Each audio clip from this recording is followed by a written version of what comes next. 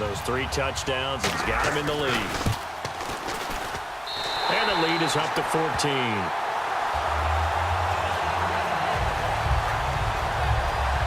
So they only needed 3 plays on that drive. And it ends with a Pittsburgh touchdown. Boswell now to kick it away after the touchdown. That's fielded in the end zone. And no run back here. This will be a touchback, and it comes out to the 25-yard line. Atlanta now coming out on the field. Last time they were out, they scored. Still trailing here, though, so some work to do. But it's okay in terms of mindset. Because they scored the last time, they're not quite as worried about being down on the scoreboard because now their confidence is a little bit higher. They feel like they got something going, and they feel like they can attack again and put more points on the board. Are you scoreboard watching if you're the offense, or are you just focused on this drive? We wouldn't be telling the truth if we said that they didn't scoreboard watch. Everyone does it to some extent. But you've got to set it aside right now and just focus on this series. That'll take care of the scoreboard if they punch it into the end zone. And he just gets rid of it, throws it away. A wise move there, looked like nobody open, now second down. Unable to connect on the first down pass play, now it's second down. Not too many things get to a quarterback of this magnitude, but I think it's safe to say that pressure can get to any quarterback. And he's obviously a great franchise quarterback, but felt the pressure, threw it incomplete. Give him 10 yards on the pickup, and they'll be faced with a 3rd and inches. So still in search of the first down after that last completion. Oh, it's a nickel set here defensively on 3rd and inches. Still want to be prepared for a pass. And on that last play there, he's over 400 yards passing now. You know what that generally means? Success. That, and it means you really didn't miss opportunities. Usually very accurate. The ball's getting to the right place. Guys are making yardage after the catch to help you out that way. I mean, the whole team has picked it up. And don't forget, that means the offensive line has had to pass protect pretty well, too. Everyone dialed in. It'll be a gain of 6, and they're able to convert here on 4th and inches. So here we go, 1st and 10 now. The hitch route works. It's something you see quite a bit on 3rd, 4th down in these situations, and they got it to go for it. And what you're counting on is a couple of things. One, you want the guy catching that route to make people miss right away, almost like a punt returner. And 2, you expect him to pick up some blocks once he gets to the second level, able to get downfield. And on that play, everything came together. 30 yards on the pickup there. And that leads to an Atlanta first down. So it's Falcon football as we welcome you back. They've got a 1st and 10 as they search for a late score. On first down, Ryan finding time. Great protection. And this is caught now for a late touchdown. So hold everything here. This one's not over yet. And they put it in the end zone, which was job 1. Now they have to convert. And then it's decision time, isn't it? Yeah, so this is what all teams go through. You look at the clock, you're inside 2 minutes, look at your timeouts, make that onside kick decision. Yeah, how do you feel about your defense, where you are in terms of the scoreboard and the time left on the clock, as you noted? So many things to go through. This is taken at the 3.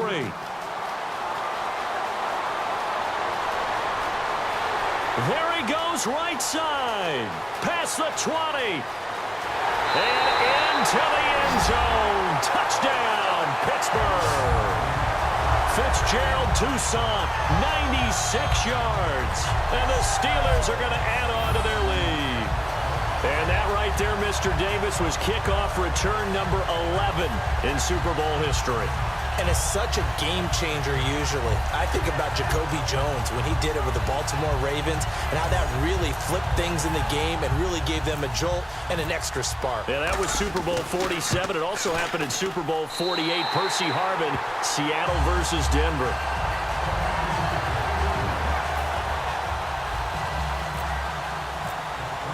So let's try this again. After the kick return TD, here's yet another kickoff.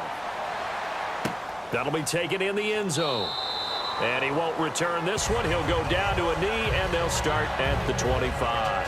The Steelers defense getting ready here for this next possession. See if they can regroup a little bit. They gave up the touchdown last drive. And you know from our meetings with coaches all across the league, one of their pet peeves, when teams get down, A lot of these guys now, they're not treated like it's a video game or something. Hit reset. Let's start over, coach. And this is intercepted, and that should do it. A great read, and it's picked off. And they're going to set up shop at the 27-yard line. Obviously disappointing, but you had to go for broke here, down 2 scores. So that forced you to make some throws you definitely wouldn't want to make. And I think this interception is going to pretty much write an end to this one. And now out come the Steelers. And that recipe on their last drive that resulted in a touchdown looked pretty good, so they'll be hoping to do that once more. And it takes me back to when we sat with the offensive coordinator and the head coach. And now a timeout defensively by the Falcons. So the defense had a chance to catch their breath, and now they're back out and ready. In the red zone this time.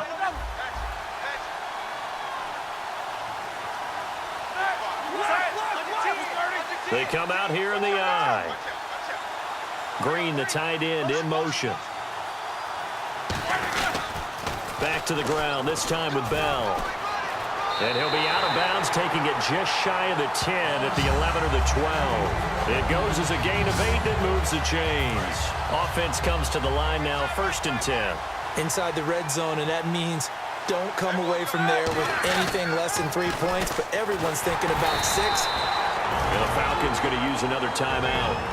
That'll leave them with just 1 remaining in this 4th quarter of play.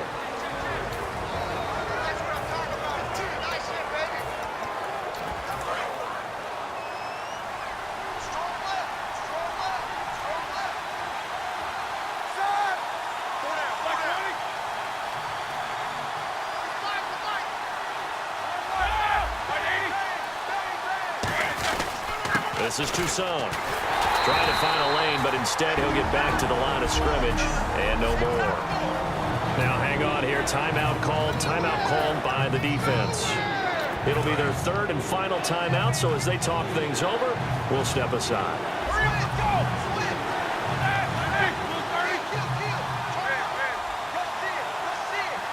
Green, the tight end, in motion. On 3rd down, here's Bell, fighting through, pushing and fighting his way in for a Steeler touchdown. Le'Veon Bell with his 3rd touchdown of this Super Bowl. And the Steelers capitalize on this short field as they take it in for 6. And those 3 rushing touchdown games in this league, you know darn well, those are hard to come by. They're becoming even harder to come by as the years go by, aren't they? Isn't that the truth? It doesn't matter what you do in terms of game planning. You may be a run-first team, but you're running against an NFL defense. That's some of the biggest, fastest, best athletes on the planet. Hard to do. Cherish that moment, even as he's eager to add to that total. Here comes the Atlanta offense now ready to take over here. They're down big here late. I don't know. You just one last drive here for pride. Some people like to do that. I remember playing for a guy once. We were down huge, and someone said, "Coach, what do you want to call?" He just waved a hand like, "Who cares? Let's get out of here and do something some other time." But some teams like to do something at the end to feel a little bit better as they continue to move forward. Yeah, probably just want to put this one behind them. Again on 2nd and 10. It's pressure comes, and the Steelers take him down. Now the Steelers put a stop to the action with a timeout defensively. It's just their 1st. They've got 2 more to use here in the final stages. 3rd and long. It's Ryan. He's got time, and he's going to be brought down. Back at his own 6-yard line. If they're going to have a shot in this Super Bowl, they're going to need this one on 4th down. Here we go. It's Ryan on 4th down. Surveying the field. And he's going to go down right near the goal line. The officials look at each other. They're going to mark him at the 1-yard line. So they tried to go for it for pride, but it really wouldn't have mattered. This one, it was already determined. No doubt about it. This one was over a while ago. The Steelers offense now, they head back onto the field. They take over with great field position. They've got the big... And now Bell hit. He lost the football. Le'Veon Bell with a record 4th Super Bowl touchdown tonight. And that rushing touchdown, his 4th, puts him just 1 shy of the NFL record in a single game. And we all know he would love to get to that record and even beyond it. but he doesn't need to in order to impress in this one, does he? What a performance. What an absolute great game that he's had here in this one. That's fielded in the end zone. And he won't return this one. He'll go down to a knee, and they'll start at the 25. Atlanta now coming out on the field. Let's just be frank. They're playing for pride at this point. That's all that's left, because victory, not a chance now. And I can't wait to see how they actually go about doing it, because there are a lot of people watching the body language of the guys on the field now, and if they call plays they want executed, they need to do that and do it really well. Otherwise, there could be repercussions. We'll see how they handle the waning moments of this one. Throwing middle, but it's incomplete.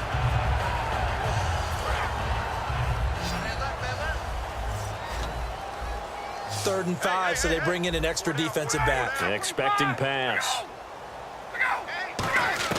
From the gun on third down, Ryan. And incomplete. The contact made the ball roam free and brings up fourth down. Here's Matt Bosher now, as he'll come on for his 5th kick of the night. We know it's not an easy job to go out and catch passes when people are trying to tackle you and knock the ball away. But the bottom line is, that's a pass he's got to have and a pass he should have caught. And he fields it cleanly. Good blocking there, nearly sprung him. As it is, it'll go as a 19-yard return. And possession will change here with very little time remaining in this contest.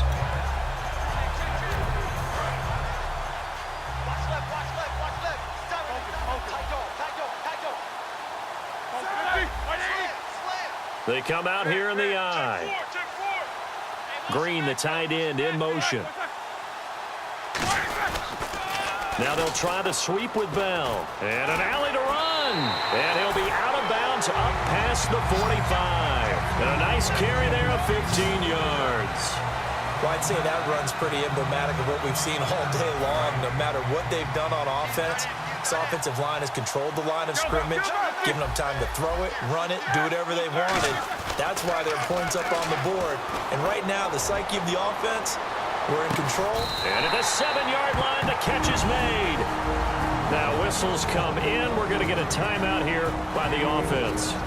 And as the two teams talk it over on their respective sidelines, we take a break.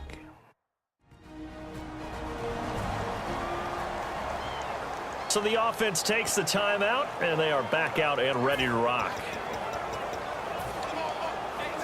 Oh, now look at this. They're lining up to add 3 more, little insult to injury here late in the game.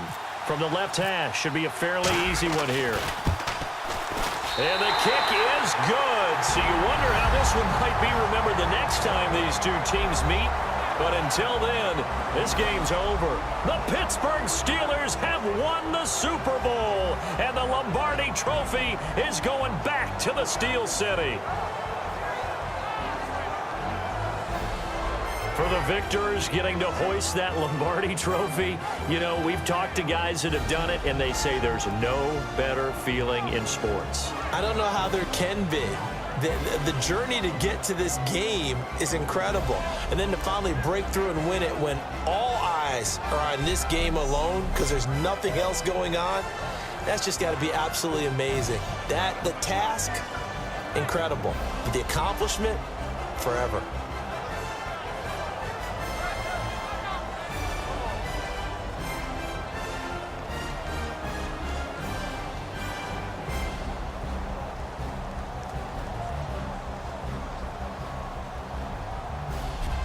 And they end this year just how everybody wants to end the year, holding the Lombardi Trophy.